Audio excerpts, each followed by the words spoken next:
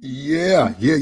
What's happening? And good evening or good day to you all, wherever you are, and whenever you decide to listen or watch, man. Thank you so much. Wrestling. That's what we're here to talk about. And finally, things are heating up the way we expected them to. So we got to talk about it, and we got to talk about it like nobody else in the world. So get ready. It is time for the first Black Champ podcast, and I am the pick. Yeah, podcast Intercontinental Champion, Camp from the Port.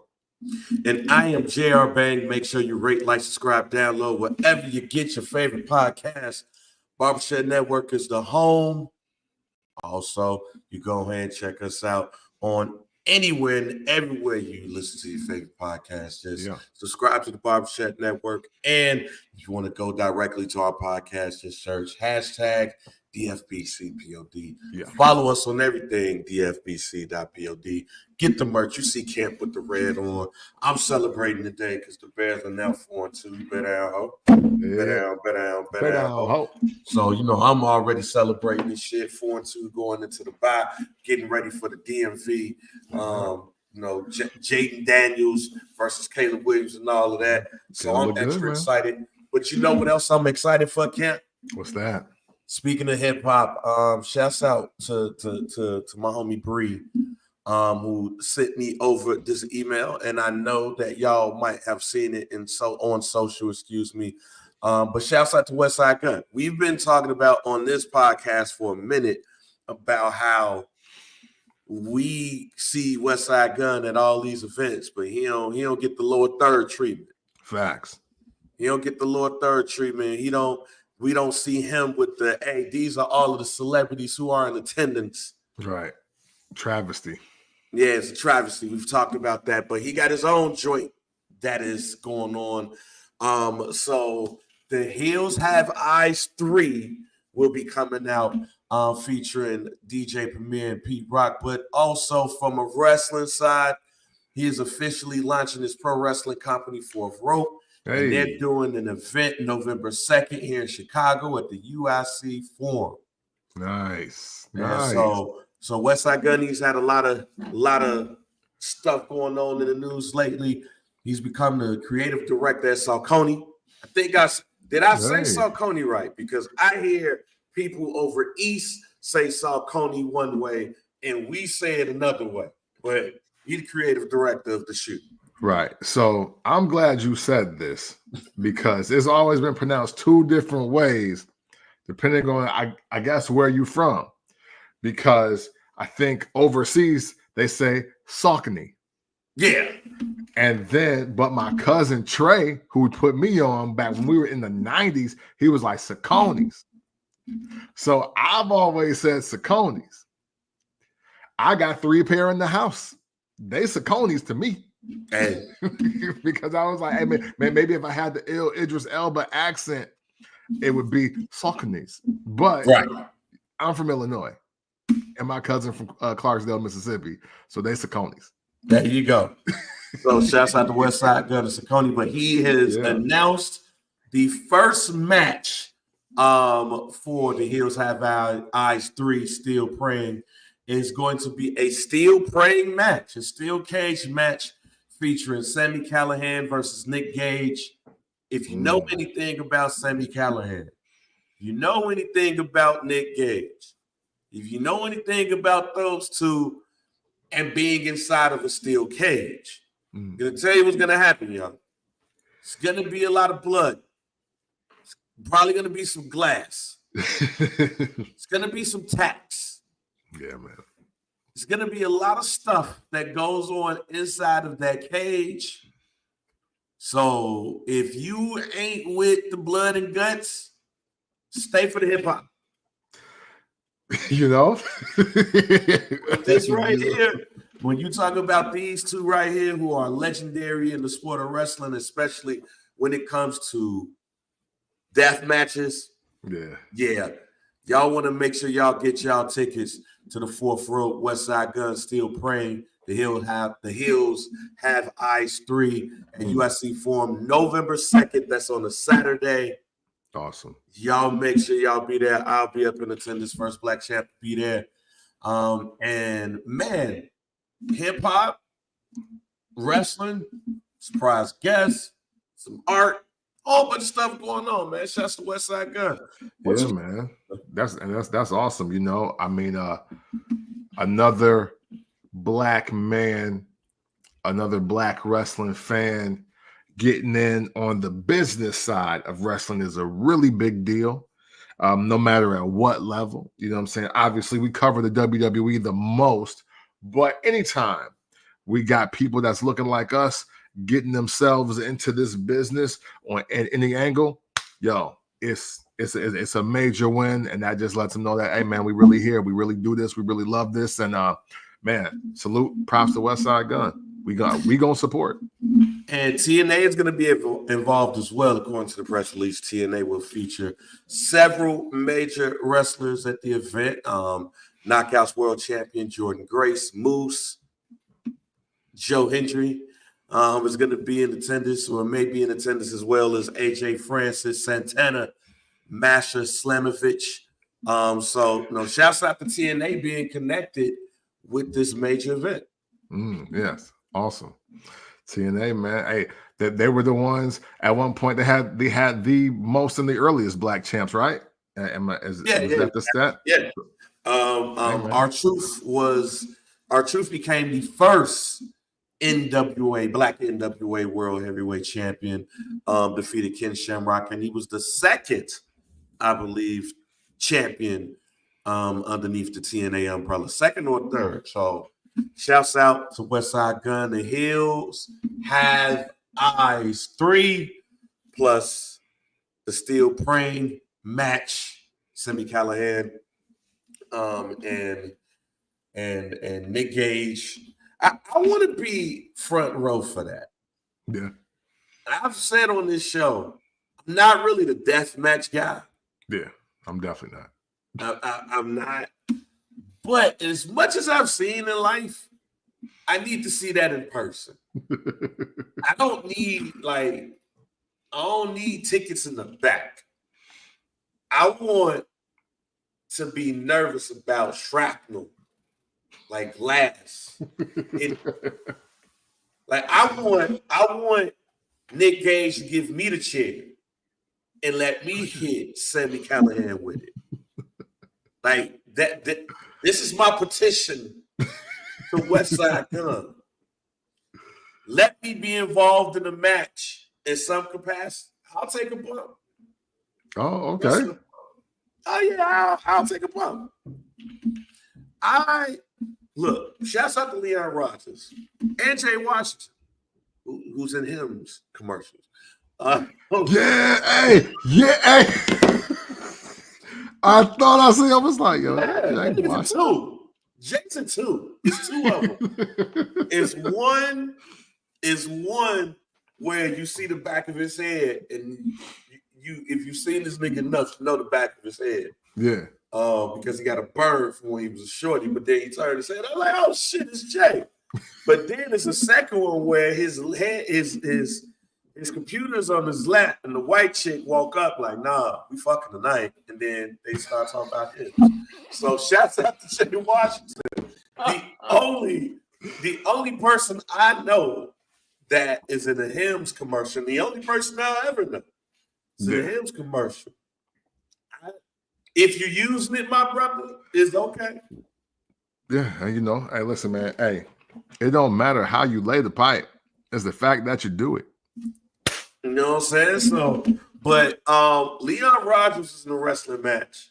And I remember me and Leon and Jay talking about it. And he was like, yo, you can never say that professional wrestlers are not athletes, because I ain't never been as tired after that match in my life. But no, I think I want to be front row for a death match. I want to see what the hell is going on. I want to be they'll go up in the crowd and they'll give like a member of the crowd something. And, I want to be able to, So since I'm going to be there, like my petition to Westside now is to let me hit somebody. And I'll take a bump. Like I'll get hit in the back with a chair. Okay. I don't want to get DDT'd or nothing. Like I don't want to do that. But I'll take a chair shot. Yeah. Like, but in the back, just yeah. And they're like, oh no, he hit a member of the crowd. Oh my goodness. Like, I'll do that. I will also, well, he probably got commentators and shit. He already did it. But I'll take a chair shot. Okay. I'll take a chair shot. I'll be like a backstage person too. Like, I want to do something. Check it out. How, as far as the death match go, how far are you willing to go? I know you said chair shot, but what if he was like, oh God, he has the stapler. He's giving it to a fan. No, I ain't doing Would you staple his head? Like, no, I'm straight. Okay. I just want to see. I'm just trying to get a gauge. I'll hit somebody with a chair. I'll get hit with a chair. I'm not stapling nobody. I'm not stapling nobody. I'm not hitting folks with bathroom lights. He has a scone. He has a scone. Like, I'll pass a nigga a wrench. Like, based off of what we saw at Bad Blood, I ain't going to wrench, fam. Like, you know, here's some screws. Here's some tacks. But I ain't stapling nobody, geez. Like, nah. That's, I don't care. Stay with somebody is mad. Man, no, that's because then you got to press down on it hard. Then you see that shit, you're like, oh no. And I'm not squeamish around blood. I'm not. Yeah. But it's just certain things. It's like, man, that just feel weird. Yeah. It feel weird grabbing an industrial stapler and just stapling somebody. Yeah, that's wild. That's wild. And that's why I want to be front row. That's why I want to be front row. I want to see that in person. I want to see all of what y'all doing. I want to see you power bombing somebody in tax. I want to see the blood to start to come out and be like, yo, y'all really doing this shit? Like, if the glass come out, I want to see somebody get power bombed in a sheet of glass. That's going to happen in this match. Yeah, like, if y'all have ever seen GCW on social or a match in general, it's like a prerequisite for Nick Gage matches. Man, yeah, like, you got to have about 5 foreign objects. Yeah, he's not a game. I don't see how they do it and why, but he's not a game. Like him and David Arquette, man, I'd be like, yo, y'all those kind of white boys. Yeah. Like I didn't even grow up with those kind of white boys. Like ones that like they might try some things, like they fall off like skateboards or whatever, maybe try to jump off like a building, like but like the first story, but those kind of white guys, nah, that's different. That's different. So yeah, I want to be there for that. I want to see what's to that. Also, big news out here. Shouts out to Logan who just dropped it up in the chat. It looks like Bryan Danielson is officially retired from in-ring competition, or at least full-time in-ring competition. They had Wrestle Dream yesterday, and Jon Moxley. Is it fair to call Jon Moxley the greatest AEW wrestler of all time? I mean, yeah, sure. At this point, yeah, he's definitely the most. He's the most decorated. Yeah, absolutely, and that's by far. And I didn't see it happening this way. I honestly did not see it happening this way. But I mean, hey, at the same time, I mean, Kenny Omega is not necessarily as healthy as I think everyone expected him to be as we're in 2024 and we're closing out. So, but yeah, man, hey, salute to Daniel Bryan, or I'm sorry, Bryan Danielson, both of them. You know what I'm saying? Again, I'll never forget personally outside of the ring watching Total Divas and realizing that Bryan Danielson didn't even have a damn resume. Like he literally did nothing with his life besides wrestling. Like he never worked at McDonald's. He didn't even do construction for that year, that one summer. Like he's only wrestled. So for him to retire and still to be a reasonably young guy too, man, that's that's awesome. Wow, salute to living your dream and only your dream. It's fire. Only. Salute. But he lost the AEW championship to Jon Moxley. Yuta Yuta Wheeler also turned on Darby Allin and them, aligning with, I think it's going to be called Switchblade Conspiracy. John Moxley's new group is going to be called very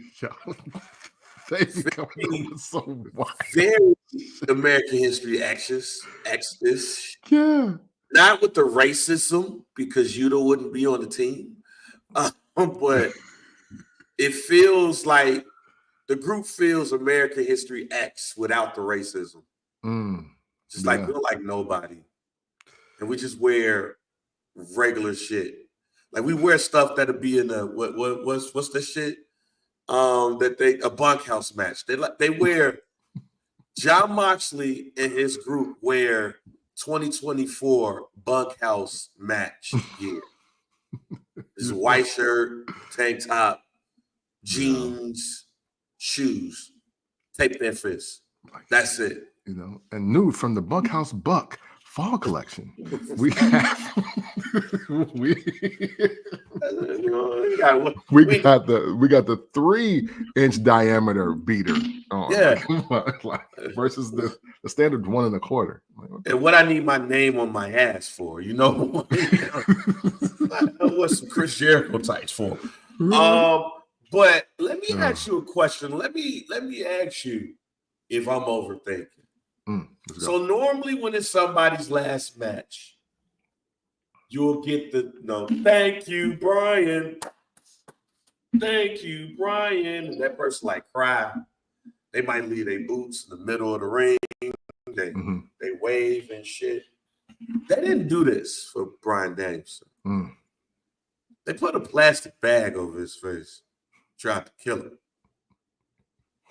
Hey, man. Am I wrong for thinking that's not the way you give somebody thank you for their last match? Like put a Ziploc bag over their face and try to kill them? Hey, man, listen, man. They didn't forget that Captain Planet shit he pulled a few years back, man. You know what I'm saying? Your guy. Hey, look, bro. You like the duck with the 6-pack around his neck, bro. What you want to do? Yeah, no, and you know what? I'll say this. I mean, no, I think there was a cooler way. I think there wasn't just I don't even want to say respectful, because I could see Bryan Danielson wanting to be those guys and be like, yeah, I mean, they already know it's my last match, so like, let's just end it like I need to get some get back one day. Like, you know what I mean? Like just in case I gotta come back, you know. Yeah, you know what I'm saying? Like to me, and again, we can always blame Ric Flair for retirements and how they don't really like matter anymore in wrestling. but for me, I look at that and I'm like, oh, he'll probably be doing he's probably just retired from full-time competing. And maybe he's just their PLE attraction now. You know what I'm saying? So when things end like that, it's like, huh. And there's so many different changes happening in AEW behind the scenes now, as well as roster-wise. Yeah. For all we know, he might just retire for the rest of 2024. Yeah, and just get this surgery done. See how thing works, and then I'm just gonna come out of nowhere and need John Moxley. Right. While he's on this 10th AEW championship reign. Hey, Damien got a question, and I think it's a good question. Okay. Would you say that Bryan Danielson belongs on the Mount Rushmore of wrestling?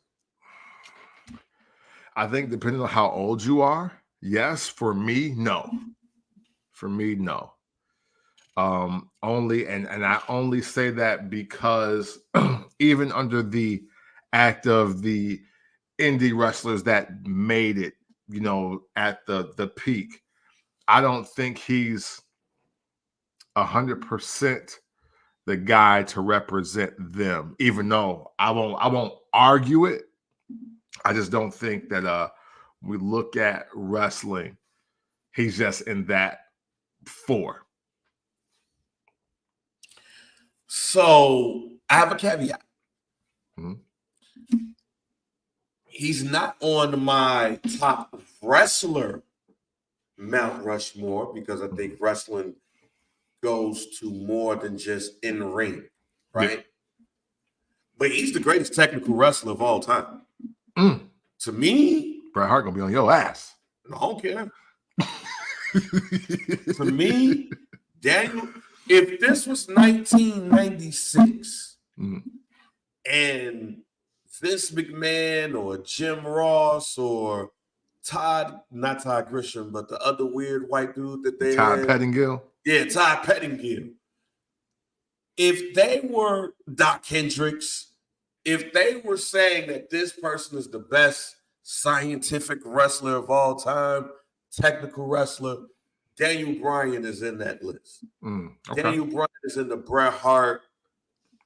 I know y'all don't like saying his name, but Chris Benoit, Dean Malenko, and he's in that range to me where if you're talking about Kurt Angle, if you're talking about pure technical wrestling, there's nobody better than him. Okay. I'm not mad at that either. I'm not mad at that. He would be in that Mount Rushmore. It'd be him, Bret Hart, Chris Benoit, Kurt Angle. Just pure technical wrestling ability. Boom. So I'm sorry, real quick. So just to be clear, you don't even have Bret Hart in the top 3 anymore because wrestling has evolved so much. No, it's Daniel Bryan, Bryan Danielson, Bret Hart, okay, Chris Benoit, Kurt Angle. I wouldn't put it in order. Okay. But I might put him 3 thinking about it. I would say Daniel Bryan.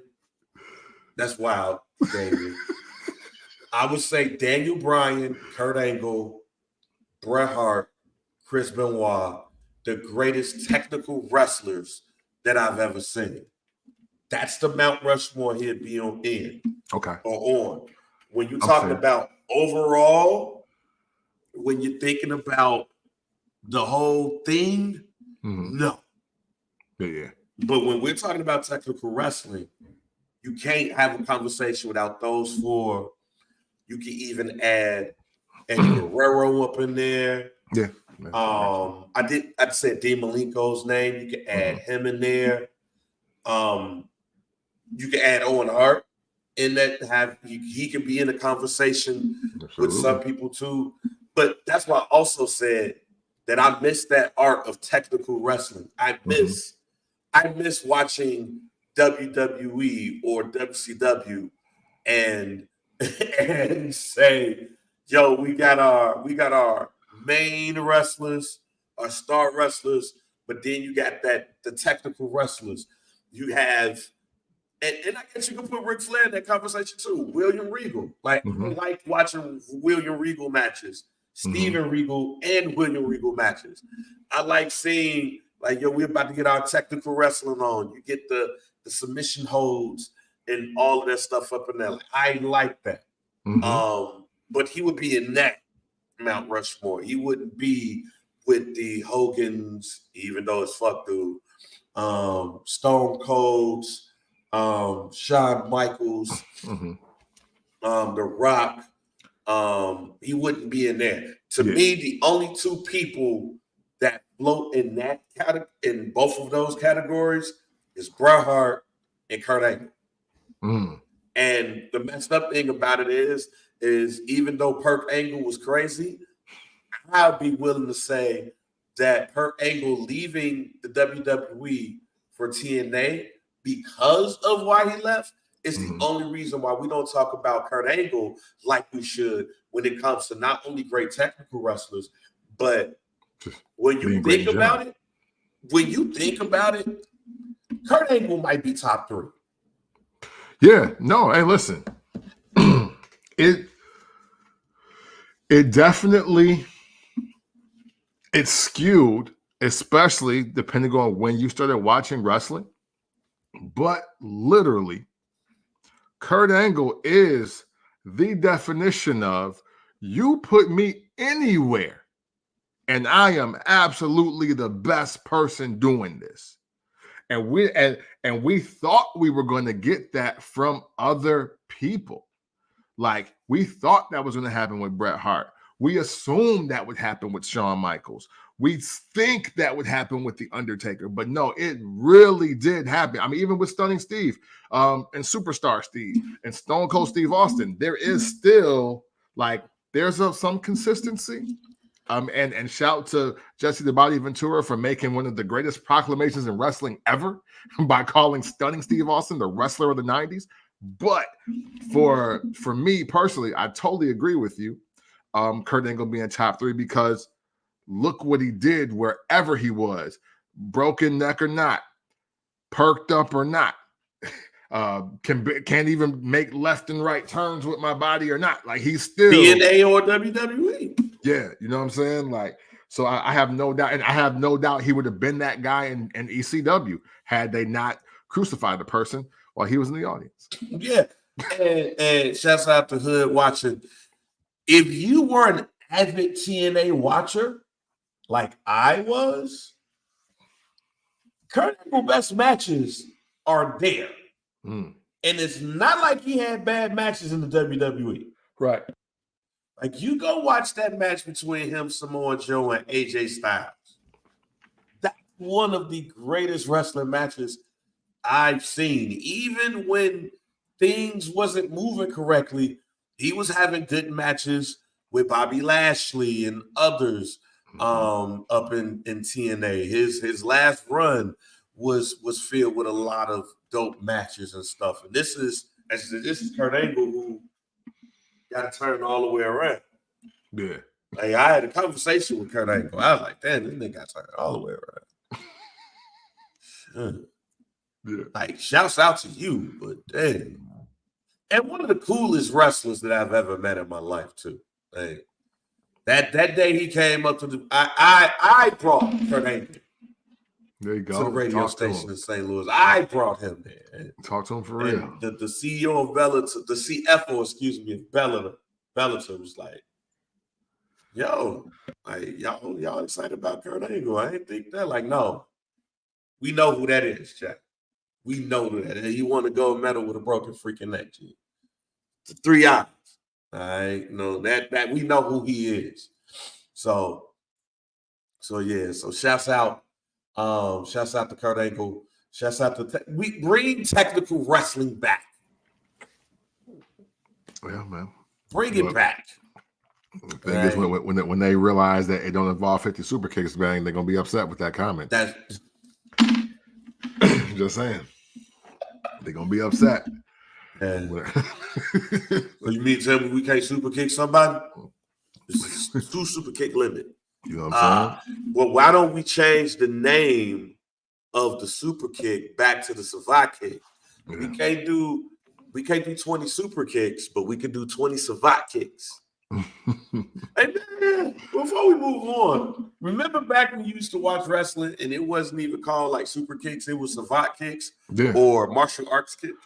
Yep, or that brief time when the head shrinker's out, the crescent kick. Yeah. You know what I'm saying? You only seen it 4 times, maybe. Yeah. Yeah, you see, and they all of the Asians had to do it. Like you could be you could be Kensuke Sasaki. Yeah. Yeah, that's a name y'all need to look up. Former United States champion. You know what I'm saying? Kensuke Sasaki. You know what I'm saying? Look it up. But you could be the stoutest, the biggest. You got to do a martial arts kick. Oh, yeah. And then when you do it, you got to do it like Bruce Lee do it. Another way of wrestling, subtly racist. Yeah. Oh, you know, but they also when the Asian did it, the Asians was called the martial arts kick. Yeah. Samoa. But when a white person did it, it was a savate kick. Just subtle. Yeah, hey, listen. And then the Samoans kind of toted the line because, you know, Haku might do the, but when he still do the kick, they're like, oh, savate kick or crescent kick. Yeah. Or, you know what I'm saying? It was just, you know, at least they didn't say like, you know, I don't want to say nothing that could get us. But y'all get what I'm saying. Subtle racism. We told y'all about Tito Santana, the flying burrito, Chico. Sometimes watching old wrestling is a little. Yeah. It's just like, as a matter of fact, yeah, you couldn't do that without offending people in the first 10 rows now. Oh, look. Go watch Jerry the King Lawler on a Raw episode in 1994. Yo, Jerry Lawler. You can tell he was the king where he was at, like in real life. Because you gotta put a disclaimer. I'm gonna tell y'all exactly how I feel. Because I run Memphis. Right, hey, shout out to Oli too, you know what I'm saying? Shouts out to Oli and say, hey, so Saudi Mania, what, 7? I think it's Saudi Mania 6. 6 or 7. Well, we'll count it sooner or later. But it's set with this crown jewel championship, which makes you the champion of champions because Saudi Arabia said so. Hey, there you go. All it is, y'all. And the crown jewel champions to crown a champion of champions, so to speak, that's now set. Liv Morgan versus Nia Jax. So heel versus heel. It's not attractive at all to me. Well, you now got, hey, I saw somebody call Raquel Gonzalez Miss MAGA on Twitter today. Yo, Miss MAGA. Boy, I damn near fell out of the damn chair. But now that she's there, Raquel is there to help out Liv, her former WWE Women's Tag Team Champion partner. I guess they have an insurance policy, wink, wink, for Nia Jax. But then we have Cody Rhodes versus Gunther, the match that I've been waiting for since the Royal Rumble. But let's start with the ladies first. How excited are you for Liv and Nia to lock up? Not at all. To be clear, I'm at like 0.5%, and that's only because I like looking at them in general. I expect this to be exactly what it's supposed to be. David versus Goliath, or, you know, Danielle versus Goliath. I guess that would be Goliath. You know Goliath. Yeah, you know what I'm saying? So Danielle versus Goliath. You know, and then you got Raquel Rodriguez out there, and she'll be wearing leather, showing off the lats. You know what I'm saying? You know, the only thing they can do for me is make my other guarantee coming true. Listen, you know what's gonna make this match for me? Tiffany Stratton cashing in and pinning one of them. It don't even matter. You got them in the same match at the same time now. Just pin one of them. Other than that, what if they both knocked that on the ground and she come in the ring and she just like, which one? Who you pinning? I say she definitely go for Liv, but if she want to be Tiffy 2-time, I'm here for it. Hey, that's an interesting thing that could happen at Saudi Mania. Both women could be on the ground out of it, and she would have to choose. What? Okay, here's some shit that the WWE would do. Here's some shit. Thinking about that, here's some shit that the WWE would do. She would come in, she would cash in, she would give the referee the briefcase. Samantha will announce that this is now a championship match. And she would go and pin Nia Jax. And then Nia Jax at 2 would kick out by lifting her up and throwing her on Liv Morgan. And she would end up beating Liv Morgan for the title. That's what shit WWE would do. Yep. And Triple H, because we know you be watching this shit, because we know you, brother. Yeah. We know you. Don't do this. Don't take that. All right? Yeah. If you do that, we know it came directly for First Black Champ. Yeah, absolutely. Nobody's talking about the match this early. No. Yeah. Right. Y'all ain't even came up with a finish yet, my G. So there's that. I am not excited for this match at all because while I don't mind heel versus heel matches, not these two. Yeah. I don't. Yeah. The only thing that has me excited is what we just said. These two are two heels that should be teaming up. Should be like, hey, girl, hey. They should not be wrestling. Yeah. Yeah, man. It's much like the Raw versus SmackDown Survivor Series, it gives me that vibe, and I don't care. I don't think either one of them have something to gain from the match. Like, Liv can't show you how much she's improved. Nia can't look any more dominant. So this is a whole wash. Literally, I'm looking for Tiffany Stratton to be the highlight of this segment. Fully clothed. Yeah, I guess. Then we have the match that I've been waiting for since the Royal Rumble, since they was the last two participants. And I said, hey, there's money to be made here. Mm-hmm. That's Cody Rhodes versus Gunther. Now, this match, I am very interested in because I think there is no champion of champions for the women. Not because they're women, don't try that. Yeah. I think that the WWE does a great job for both brands to stack the women's division to where we're rarely looking at the women's division and saying, oh, ain't nobody over here. Like, no, they're pretty good on all angles. Yeah. But we will say SmackDown's opponents for their champion is stronger than Raw's. You look at Gunther, and Gunther just beat Sami Zayn. We knew that was going to happen. Really good match, too, by the way. And yes.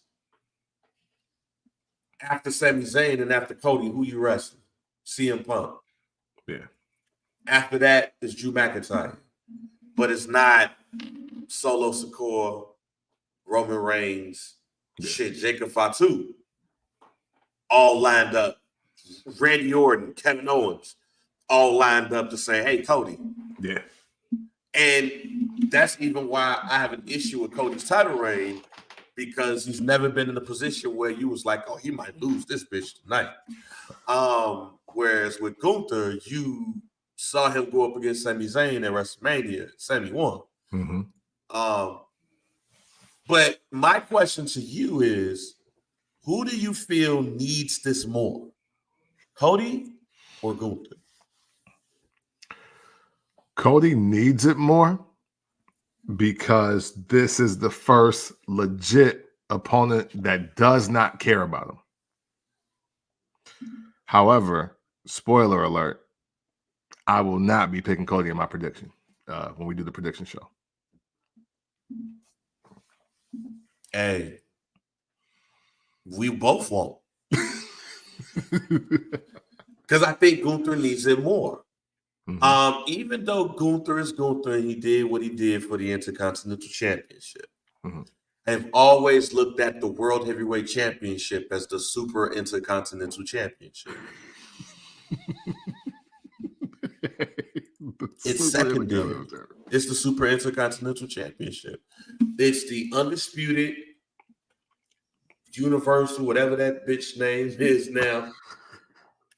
Then it's the Super Intercontinental Championship. Then it's the Intercontinental Championship. Then it's the U.S. title. That's the pecking order for me. when it comes to the championship. No, you're right. Boom, boom, boom, boom. If you want to bring in the NXT title, I think you would say Undisputed, whatever the name of that joint is, Super Intercontinental Champion, Intercontinental Champion, US Champion, NXT Champion. Yeah, for sure. For sure. North American Champion.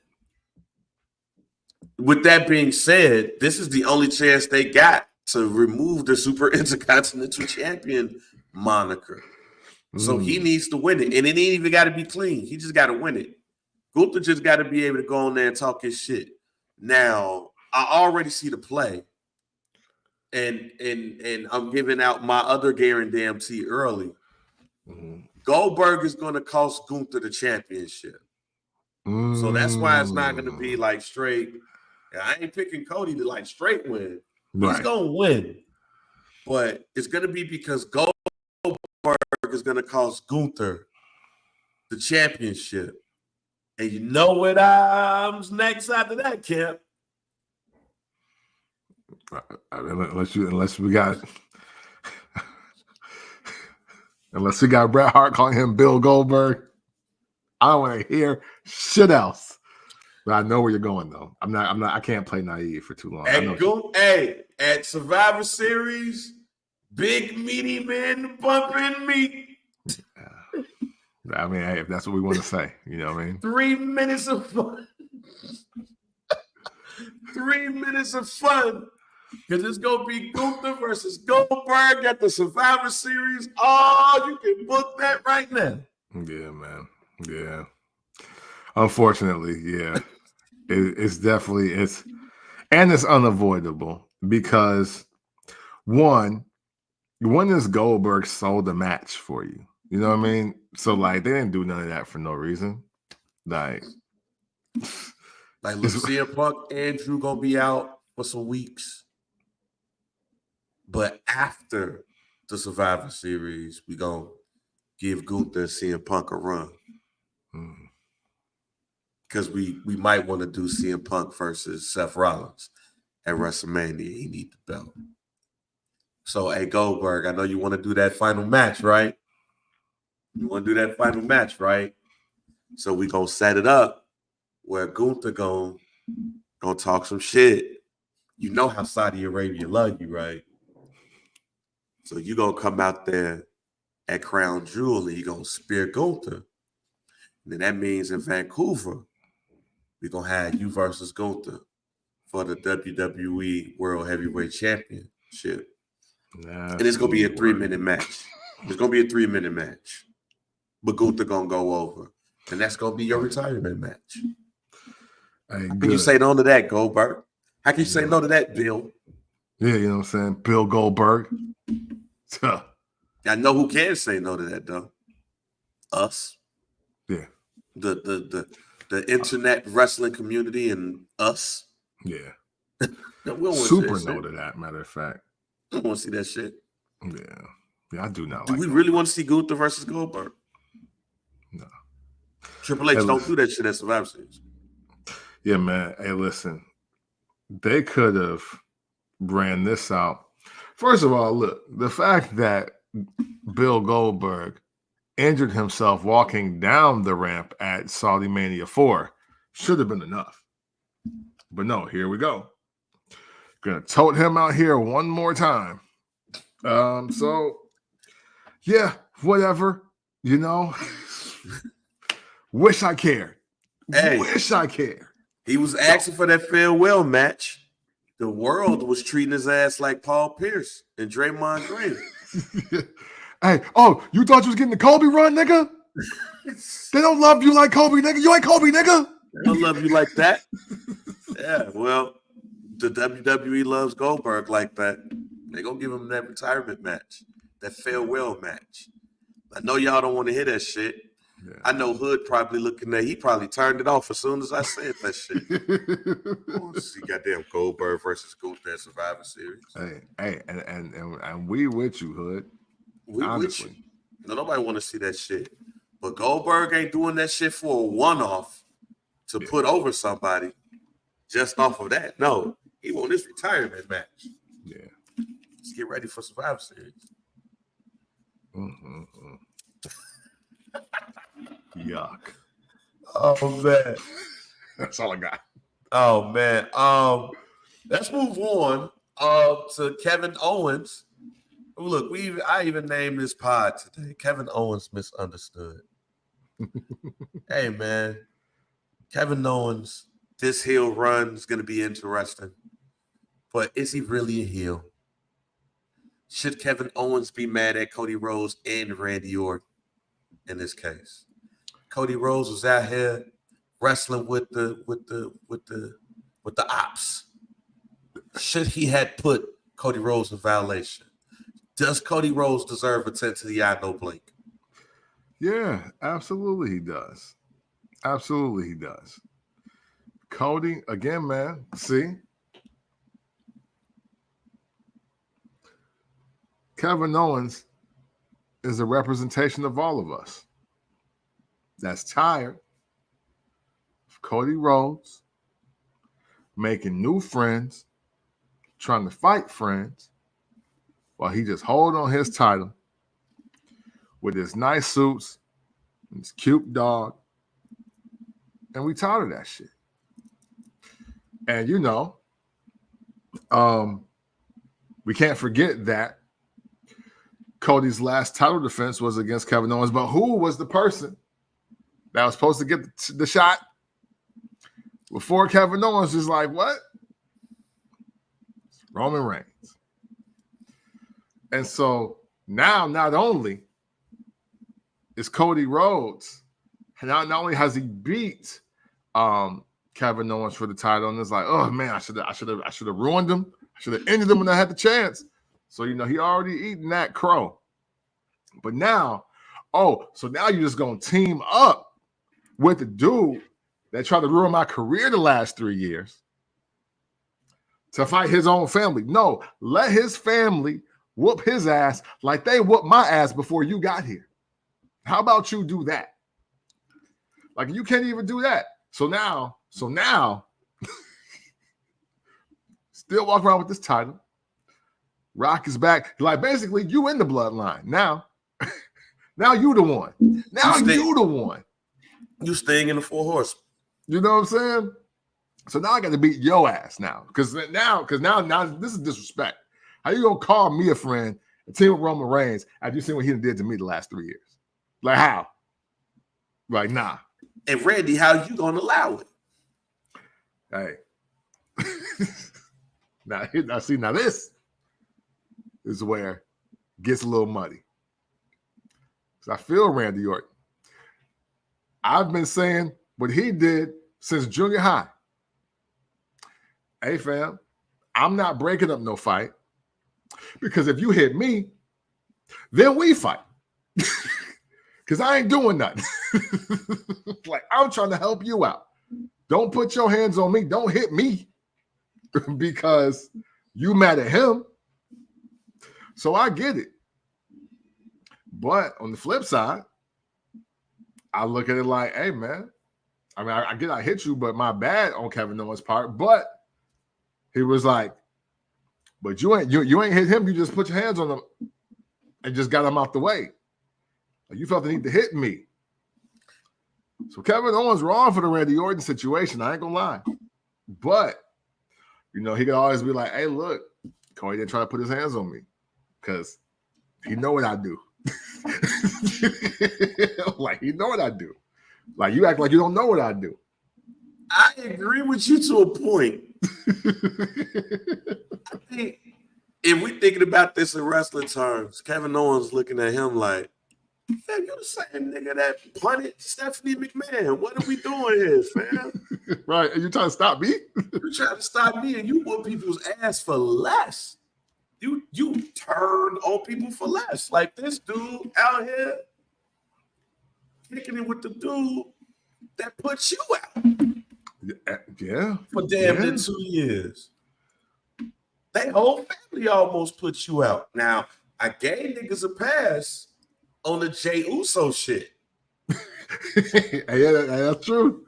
That's true. Niggas a pass that. But Like now we tripping. Like Roman's a different story. Jay was acting on orders of his tribal chief. The tribal chief is the one who set the order. Mm-hmm. Stop playing with me, fam. Like, stop playing with me. Which definitely, in my opinion, makes WrestleMania interesting. So to put a lot of this together, some news outlet said that The Rock told the WWE that he wasn't going to be available for WrestleMania. Somebody asked him on Instagram, in one of the rare moments of him commenting, The Rock said that was bullshit. Mm. You got John Cena, who will be starting his retirement tour soon. You have CM Punk, who won the Drew McIntyre feud. You have Seth Rollins, who we just itching for them two to fight. Yeah. You have Gunther. You have a number of wrestlers that could, depending on how you put them together, could be a great WrestleMania night one main event, because depending on what happens,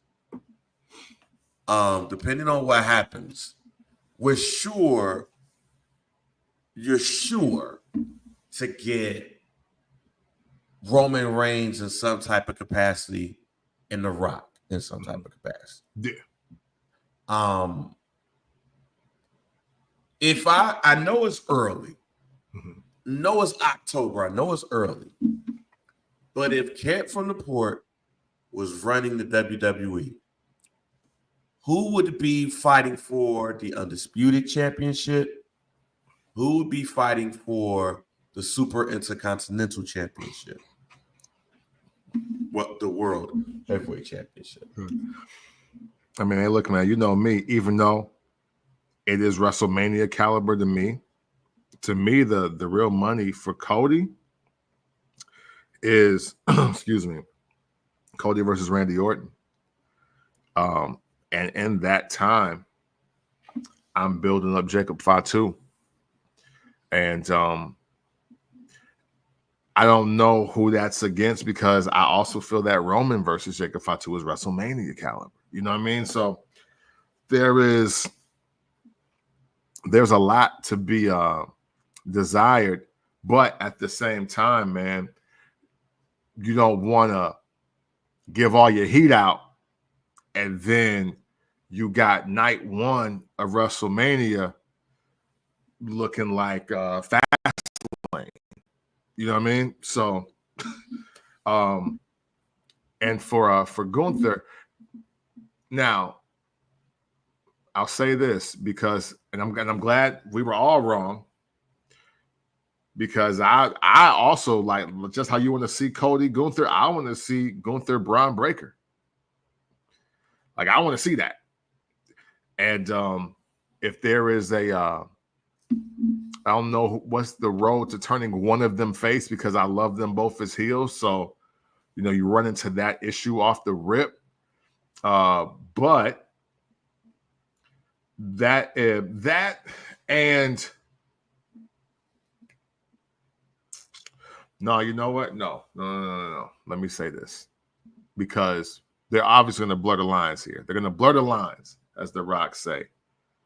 I want to see Jey Uso versus Cody Rhodes. That's what I want to see. I want to see the super babyface champion versus the real hottest face in the company.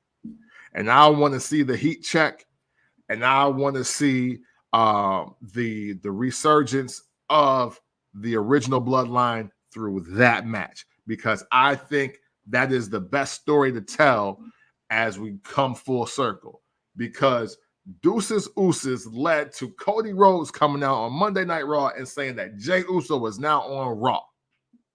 So now he has the Intercontinental Championship, and whether he keeps it or not doesn't really matter to me at this point, because the bigger story being told is Jey Uso is back to help his family and bring back the bloodline and take that title off of the guy and bring it back to the family. Except this time, he's not helping Roman. He wants to do it himself. So that even plays in line with the no yeet. Because it's like, okay, well, look, hey, you ain't got to want my help. Tell you what, though, I'll beat Cody since you ain't do it. So I want to see that. So we got Cody versus Jey Uso for the undisputed title. Yes. And it would be, I guess, would you say Gunther, Braun Breaker? Yeah, that's the match I like. That's the match I like. It's another one of those heel versus heel, but I mean, unfortunately, the heels are on fire. Well, Braun, for Braun, people want him to be a face now anyway. Yeah, you know what I'm saying? It's one of those things like he's probably going to be regarded as the hottest tweener in the situation now. Because everybody else from where we looking at it, they're just not ready yet.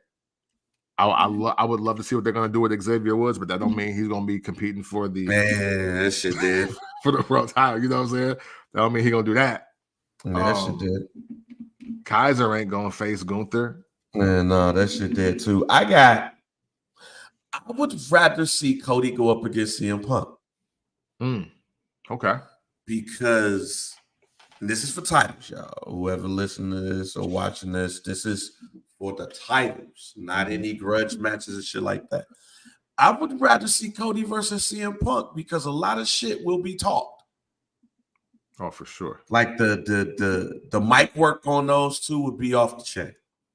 No, yeah. I would rather see that for the Undisputed Championship. I would rather see Gunther versus Seth Rollins for the Super Intercontinental Championship. And then all of the bigger matches just come there. I would rather see those matches. New, fresh, the mic work could be straight. You know the matches is going to be off the chain. But I would want to see those two, especially the Cody and the Punk joint. Fam, that would be the Dusty Rhodes mic work of the year. And I would have rather see Cody going into it, starting to become Homelander. And CM Punk.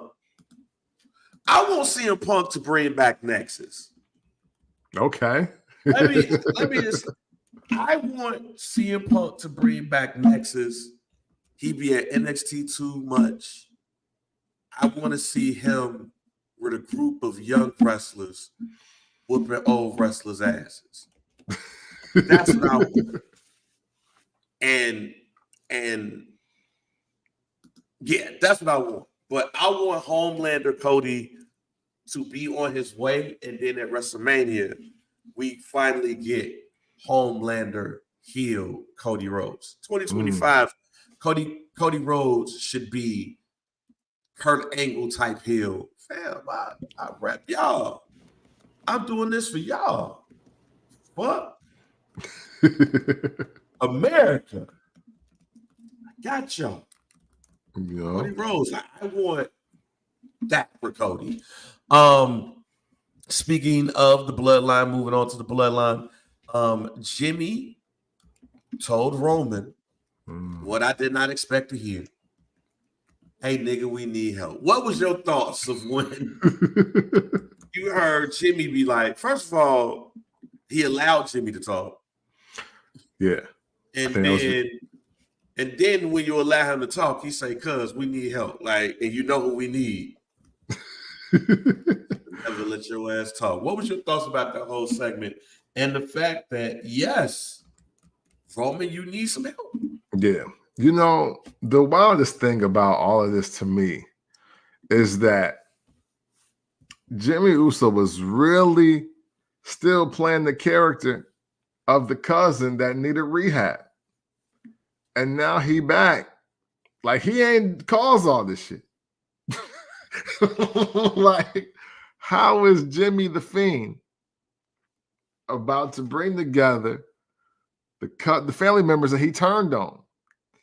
Like, literally, outside of Sami Zayn, Jimmy Uso caused all this. He the reason why the bloodline ain't the bloodline no more. Yeah, you kick Roman all in his face for your brother. Then you cost your brother the world title twice. Then you try to then your little brother beat your ass because he see the play. But now here you back talking about we need help. No, brother, you need help. And I'm glad you're sober and you realize it. Like that's what this character is to me. You know what I'm saying? I mean, I know that was a little art imitating life, and I promise I didn't mean to bring it that close together like that. I was strictly talking about wrestling. I promise to God. But it's that's the first thing I see. The second thing is literally like, wow, Jey Uso is really the fucking man. Like, he's really the one. All puns intended.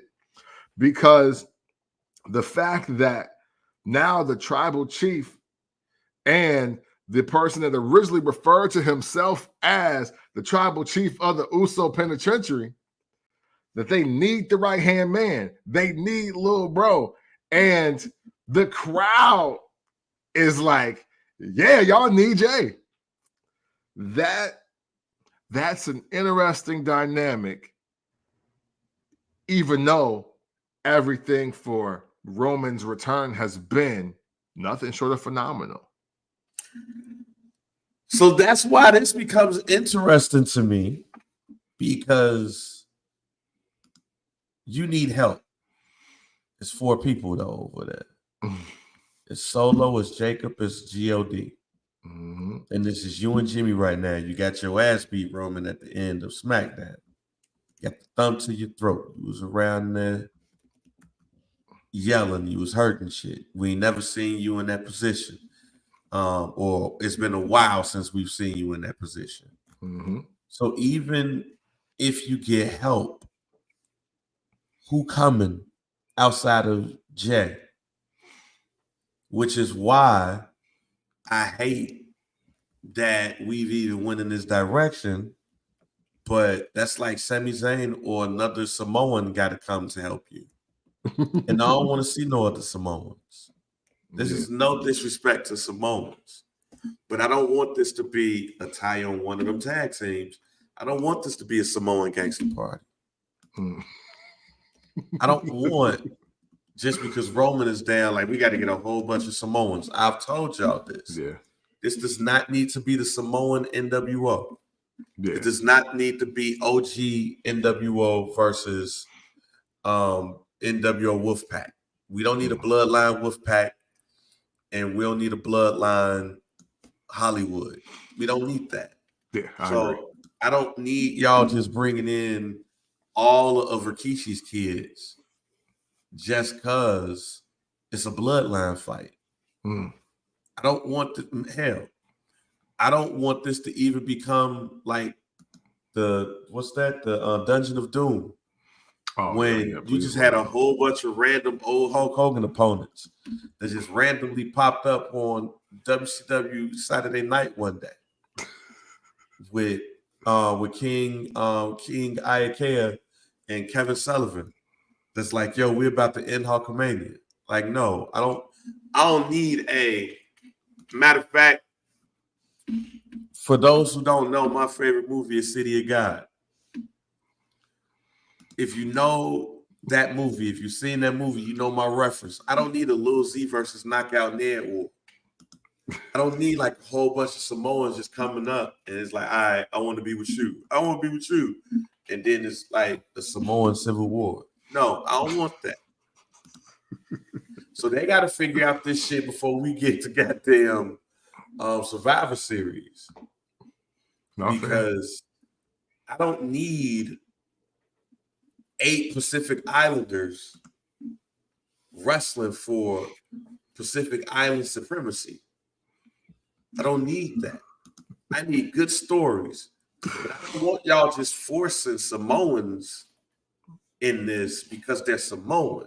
Yeah. Because it gets away what we've been talking about in the first place, which is all of the black people being in one group, all of the white people being in one group, all of the Mexicans being in one group, all of the Pacific Islanders being in one group. Yeah. That irritates me. All right. I'm all first black champ. I'm all with the struggle, my brother. You know what I'm saying? But I don't need like 3 versions of the Hurt Business. Facts. Right? Like I don't just because they black. Yeah. And that's what I don't want, because it's just gonna feel forced. It's gonna feel like you're bringing in green people into shit. It's gonna feel like how you tried to make Samoan #2 Jimmy Snuka's cousin just because it was Jimmy Snuka. It's gonna feel like you want to make this person Arn Anderson because he looks like Oli. Like, that's old school wrestling shit. Yeah. Like, that's old school wrestling shit. We smart enough, we have enough database in our database to know that Arn Anderson name is Marty and he ain't kin to Ole Anderson. Like, we know that shit. So that's what I hope does not happen. Does it come off sounding hella racist against Samoans? Yeah, it kind of. But it's the way that I said it. I could have changed it a little bit. At the same time, I meant what I said. I don't need Lance Anoa'i to just pop up.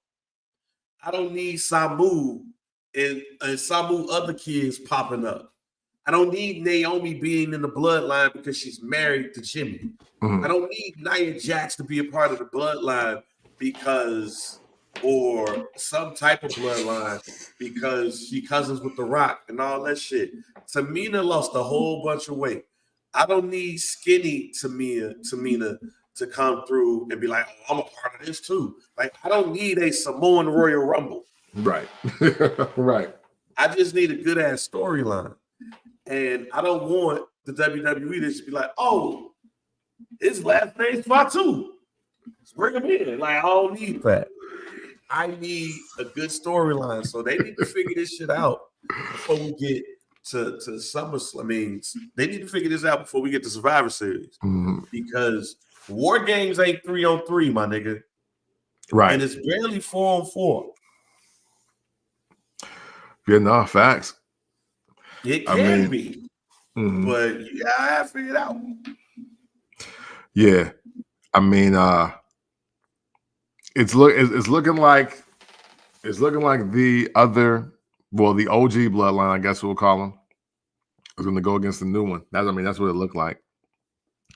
And you know what? I'm not saying I'm against it, but make it compelling for me though.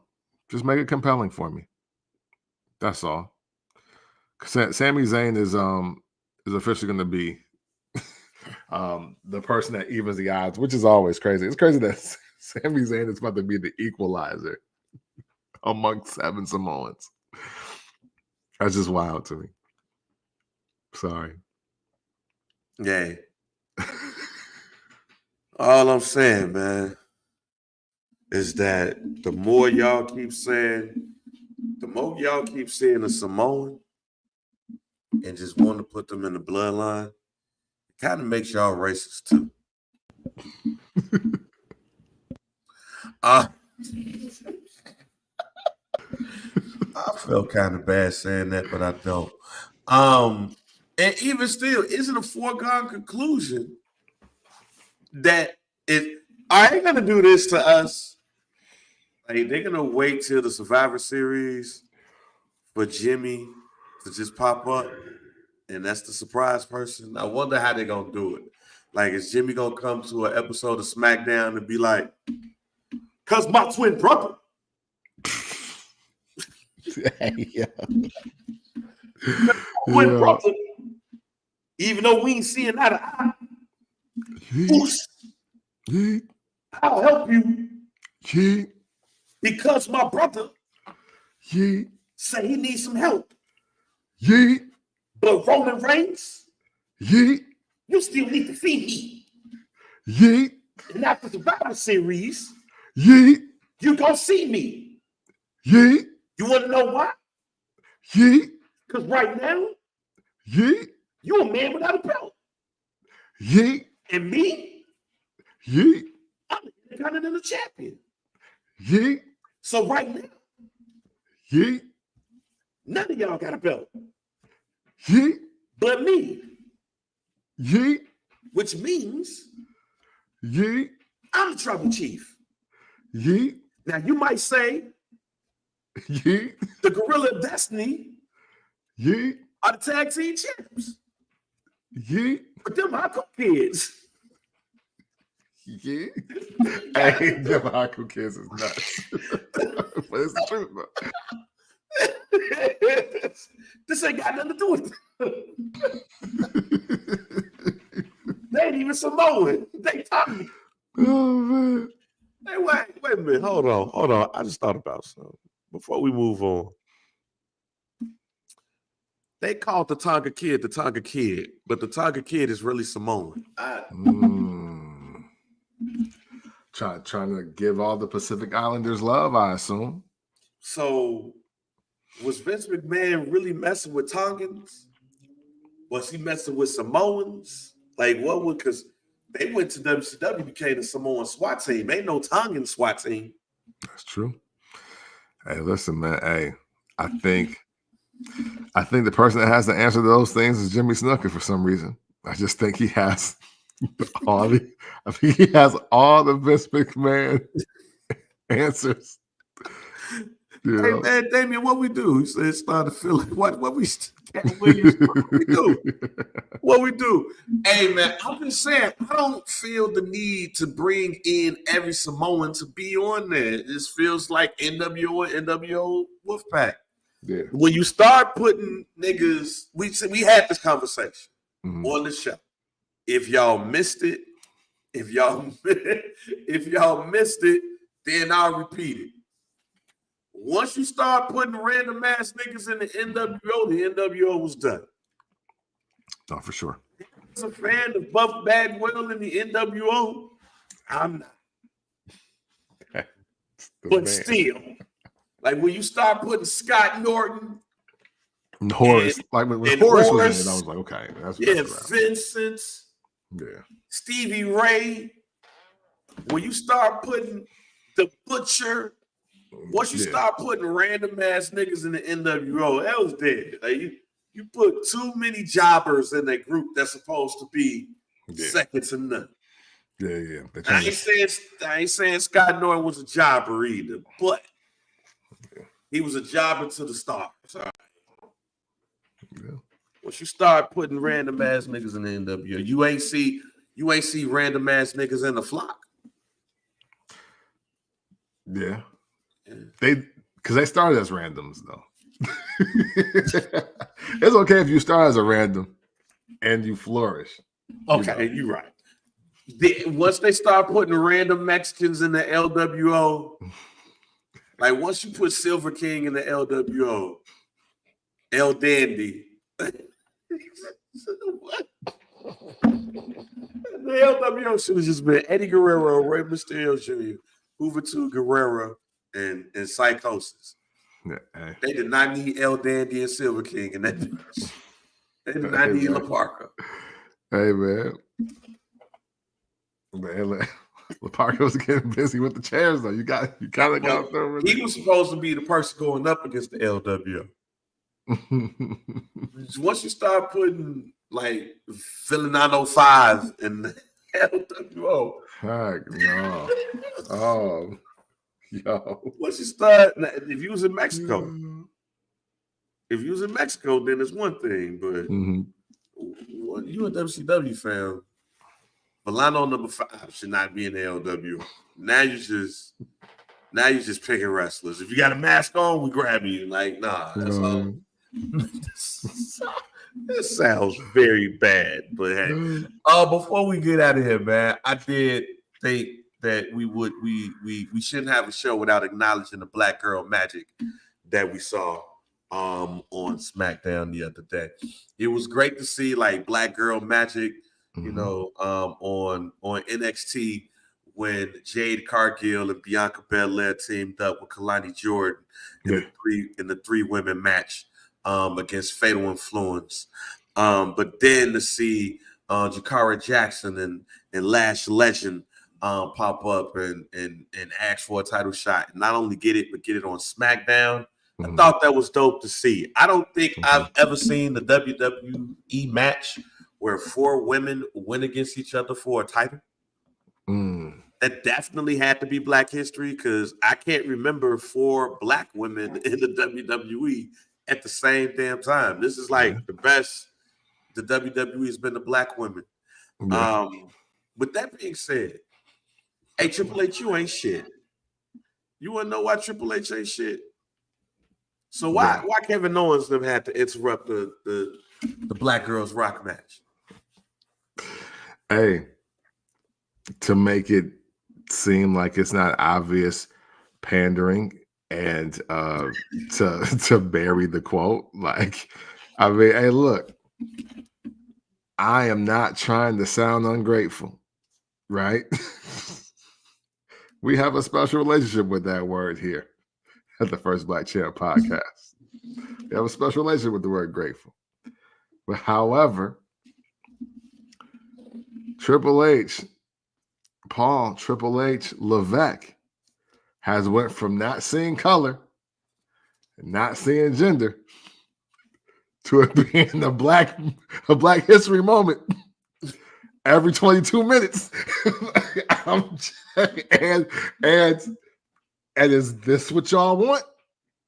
Just let me know. Because it don't look forced. It don't look forced because the talent he has is great. However, this is fresh off him not seeing color, not seeing gender, putting it all on talent. Yeah, and B, I feel you, but that B story for the night only happened after Bad Blood on NXT, the Black Show. It's literally the Black Show because they changed their colors. They're black and gray. They look like the Raiders. So literally, they went to the Black Show, had the Black girls roll up on each other like goddamn school days. Tisha Campbell and the dark-skinned girl. That shit fucked up on the show. Oh, man. They was walking up, and then all of a sudden, Lash Legend and Jakara Jackson roll up, and the only thing that I could think of is the dark-skinned girls and the light-skinned girls on school days. It felt like Good and Bad Hair was going to start playing after that segment. But then they wrestled. But then I was like, why is Kevin Owens out here messing up the flow of this Black Girl Magic match? And because I like Lash Legend and Jakara Jackson. I like they was in this spot. So let me first say, I'm a fan of metaphor. So I love that they was in this spot and they could get seen. And I did hate, not because they were Black women. I was just like, oh man, so we about to get suspended Kevin Owens out here to plead his case? Nah, bro. Like, do that shit via satellite. He's like, I too know what it's like to feel marginalized. Like people don't see me.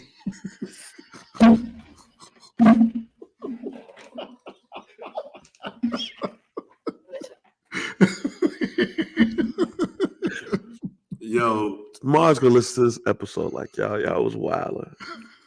Y'all was wild. I too know how it feels to not be seen.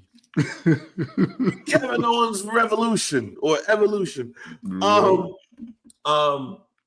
But it goes to my question. You gotta answer it. But it does feel like Triple H is now like, you guys are right. I fucked up. Yeah. Black people in front. Yeah, man. And it's like, if it wasn't for the fact that so many black people love Shawn Michaels and he's just now getting hip to it, it would look super nasty. You know what I'm saying? Like, because even Swerve, like,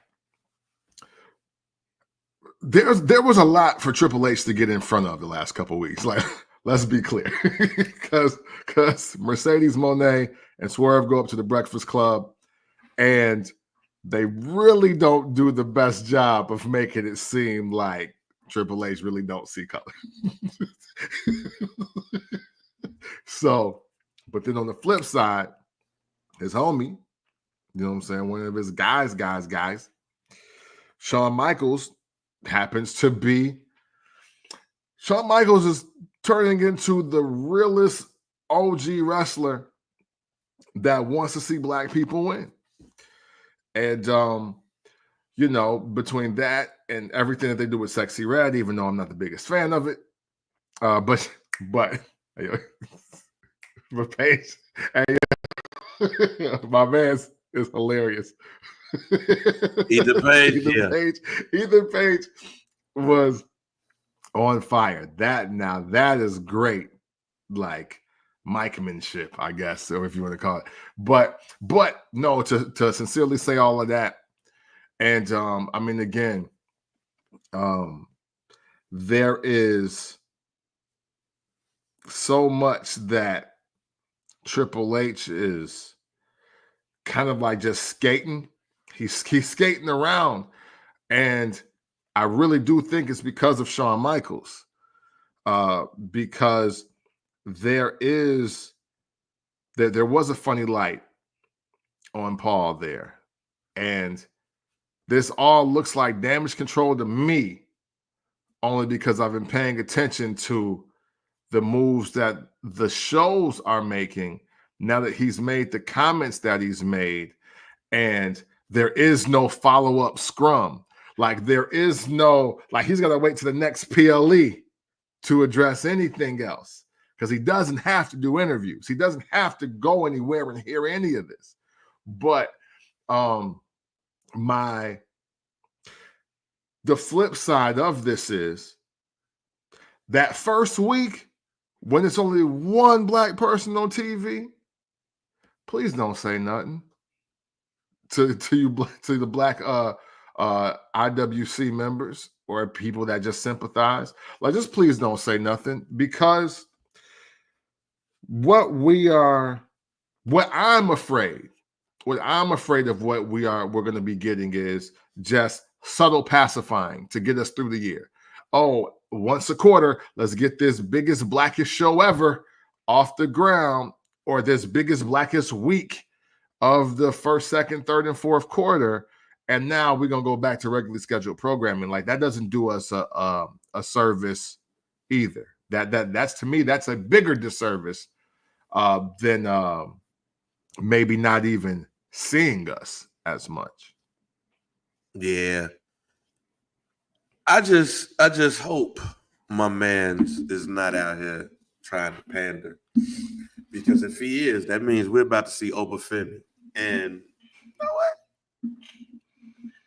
If he goes to destroy Jey Uso, I wouldn't be mad. Or LA Knight, I wouldn't be mad. If we're gonna do the pandering, let's do it right. It's basically what I'm saying. And they did it right in this case with the women. Mm-hmm. You know, just don't just find some like random black jobber like, I put a black person on the screen. Yeah, please don't. Please don't. All right, man. We pretty much said our guarantees. Yeah, well, this has been a hilarious show. This show is built on the fabric of racism and wrestling. Accidentally. But real quick, I want to answer Damien's question. Why isn't anyone shitting on AEW for being racist? Let's be real. If we're gonna bash Triple H for not helping blacks, let's not go out to why not go out to TK? Because people get the bullshit he deal with. First of all, Damien, I'm not saying that you're racist, but anytime I see somebody say the blacks, that feels a little Put people on that motherfucker. Blacks. Messing with you, Damien. I like that you listen to the show. Yeah, no, we appreciate you, bro. We appreciate you. Just put people. When you say the blacks, it's just.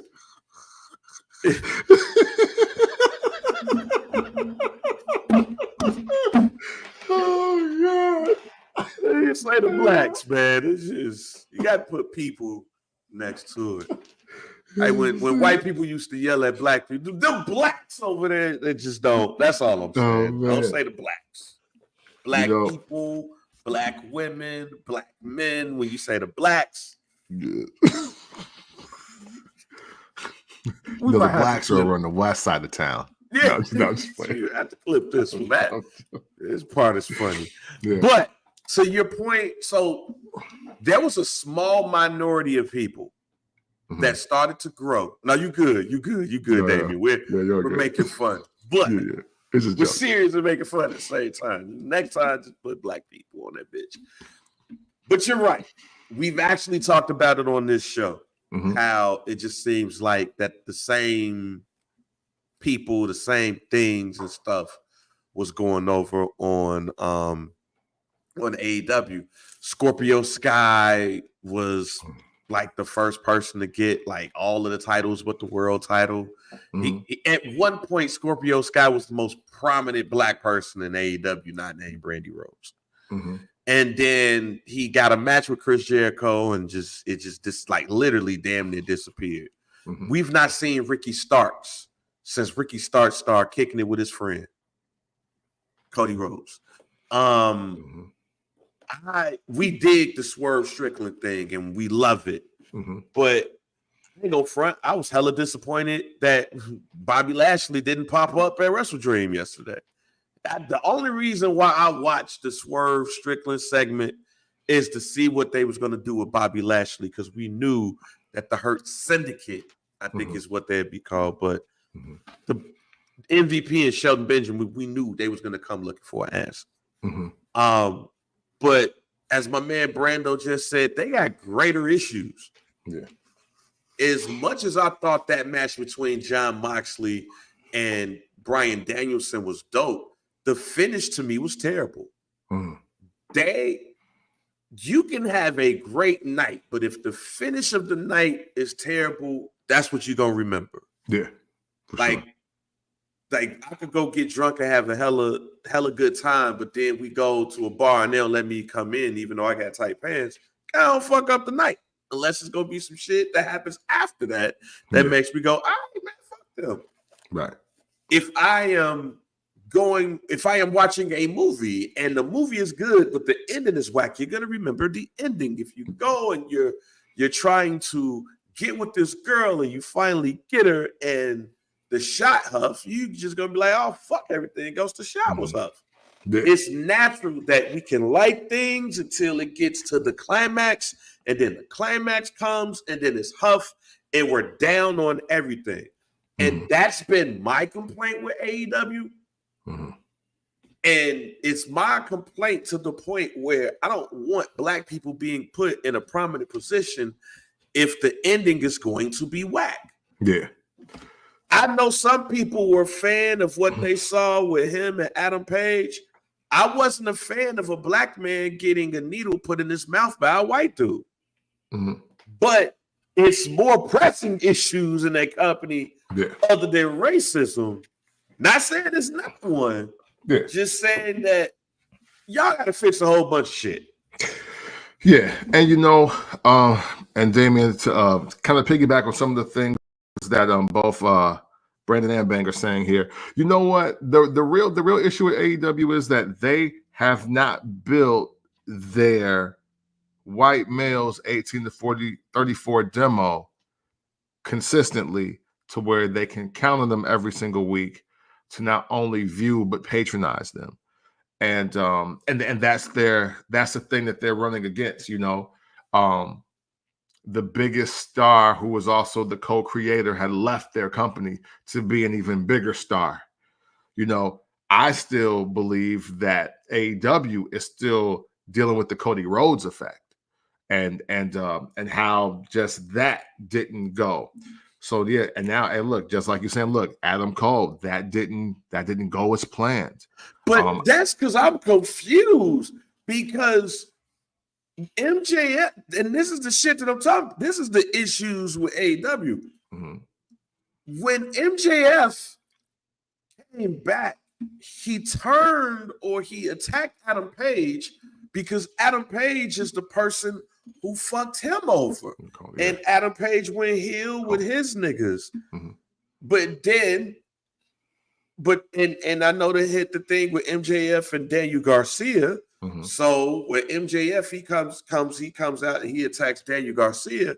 But then Adam Cole comes out, and it's like, yo, Adam Cole is the good guy, but he the one who made MJF tweak in the first place. Mm-hmm. So how did this change? Why did this? They have so much going on with just the storytelling of the product, mm-hmm. where racism is probably fourth on the list. Yeah. I mean, and and again, I think AEW, especially as we look back, I think they really bought into the hype of the internet, the IWC, the Clubhouse alumni.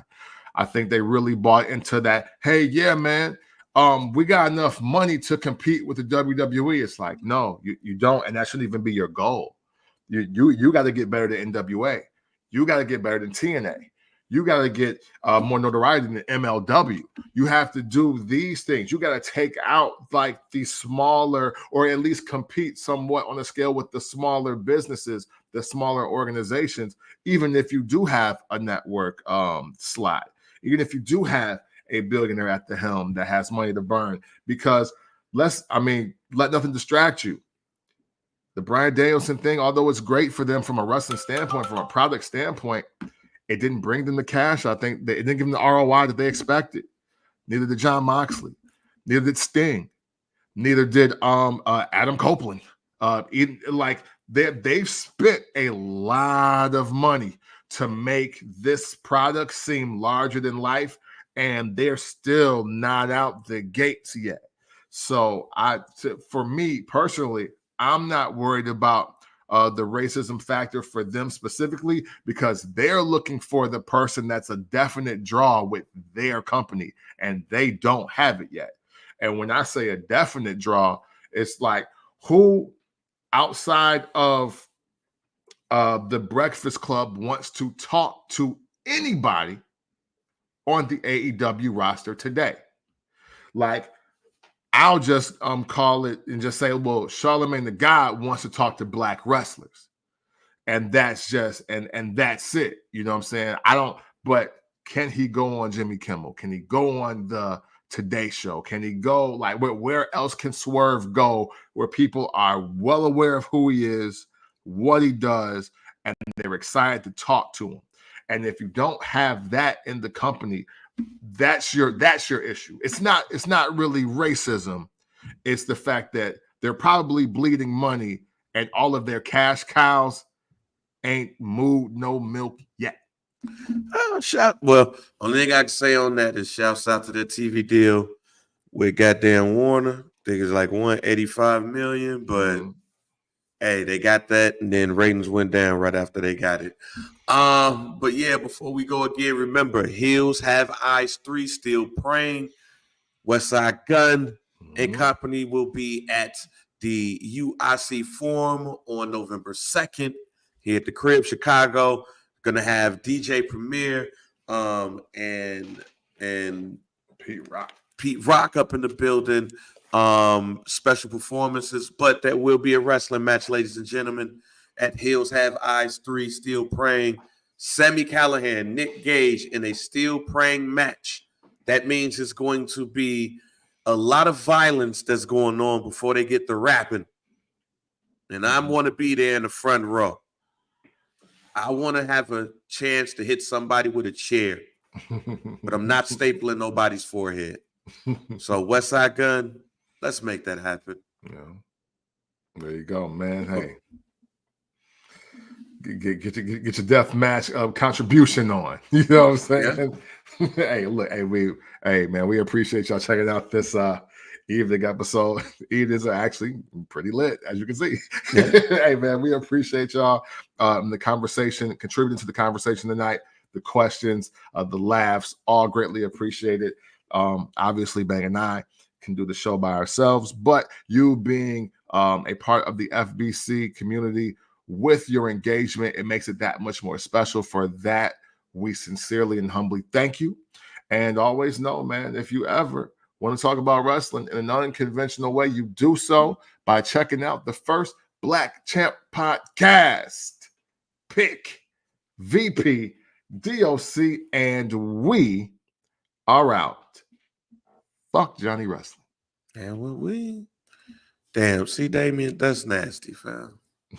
You want to see a titty match? Yikes. You're the only one that wants to see that.